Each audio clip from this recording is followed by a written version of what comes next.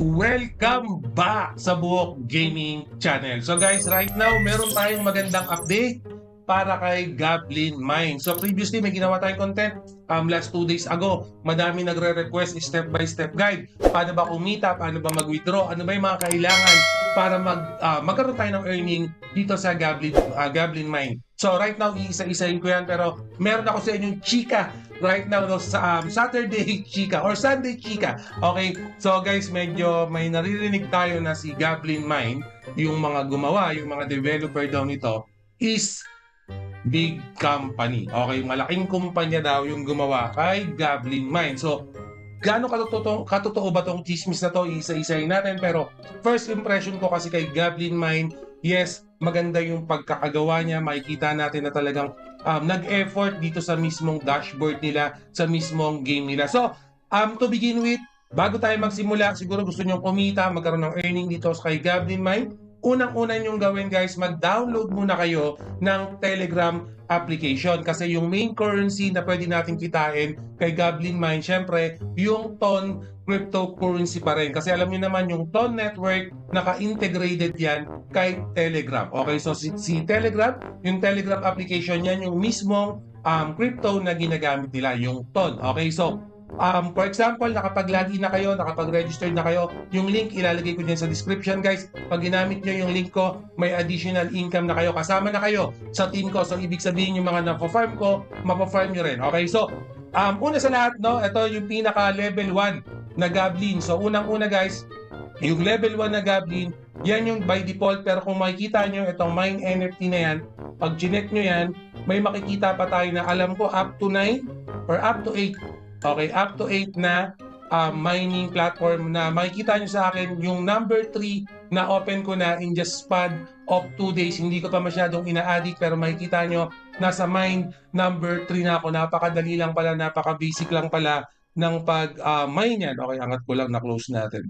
Yan, bumalik, nagka-pindot-pindot na tayo. So, unang-una sa lahat guys, no, click nyo lang tong miners, no, ito yung pinaka-importante dyan. Siguro pakita ko na sa inyo yung mine number 3 kasi, or pakita ko muna to. So, makikita nyo rito guys, napuno ko na yung mine number 1 ko, puno ko na yan.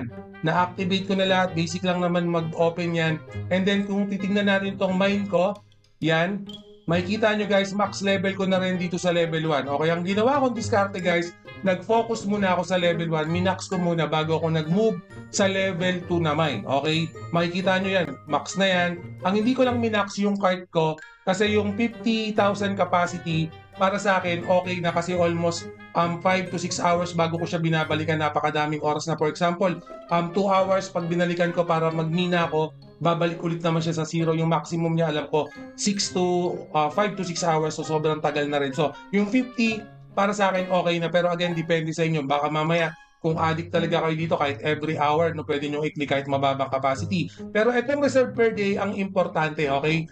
Para sa akin, ito yung pinaka-importante kasi ito yung, kumbaga dito nyo nilalagay lahat. Itong naglo-load na yan. Kumbaga pag nag-max yan daily, hindi na madadagdagan yung token nyo, okay? So, mangyayari yan, nakikita yung update time, hintayin nyo yan within 24 hours para makapag-mine ulit sila. Okay, so ako, yung level 1 ko, nag-mine siya daily maximum 220,000, pero pag chinek nyo yung level 2 ko, 2,500, naka-max na rin yan, max miner na rin, at makikita nyo yung card capacity natin, naka 50,000 din. So, itong level 3, yan, hindi ko pa masyadong minamax, pero nakikita nyo yung miners ko, nasa 42 na.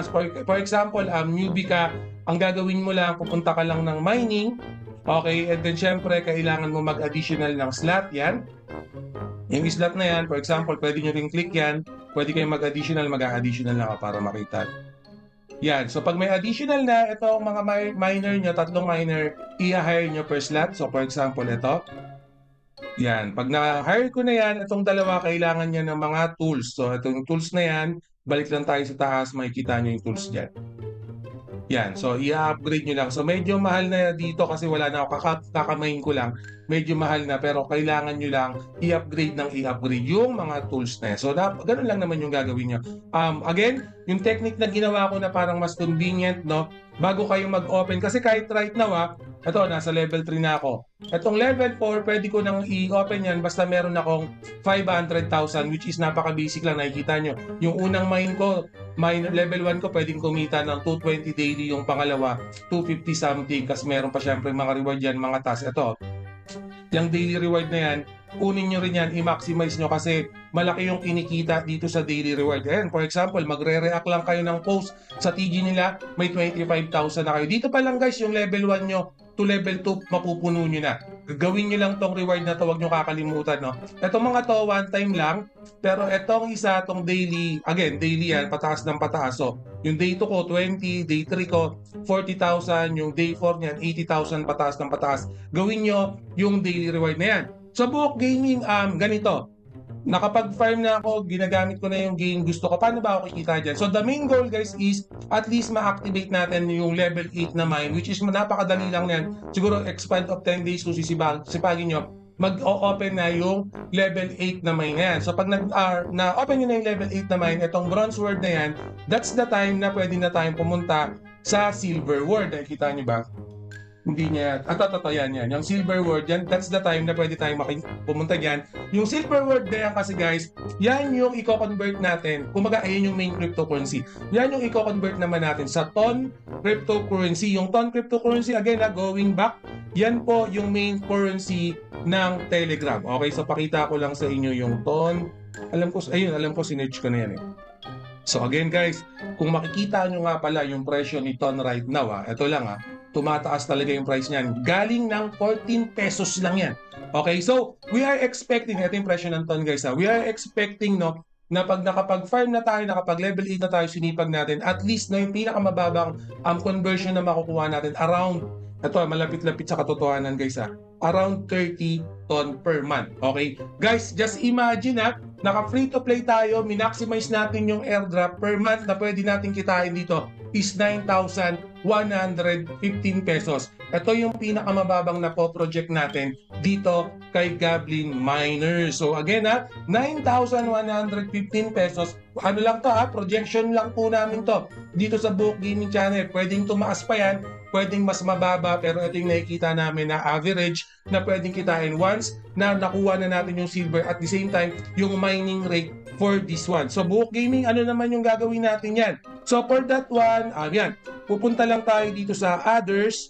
And then pag nasa others na tayo, itong exchange makikita. Pero magkakaroon pa to ng update kasi nasa ongoing pa lang tayo. Dito natin i-convert yung silver na makukuha natin sa TON cryptocurrency. Okay, napaka-basic, implemented na sa mismong application nila yung mismong reward natin. Okay, hindi na tayo pupunta ng ibang swapping application para mag-swap. Direkta na yan sa wallet natin dito sa Telegram application. Okay, napaka-basic, napakadali. Pero again, bago ka pa mag-convert dyan, bago mo magawa yung mga income na yan, main thing first, kailangan nating laruin, kailangan nating palibelin muna yung account natin kasi baka mamaya guys, pag lumabas na agad yung silver world, okay, pag lumabas yung silver world at hindi ka pa naka-level 8, sayang yung mga araw na pwede ka na sanang mag-farm. So ngayon, hanggat meron pang time frame, nag-update pa sila, madami pa silang dinadagdag, mag-farm na po tayo ngayon, pa-open na natin yung level 8, napaka-basic lang naman.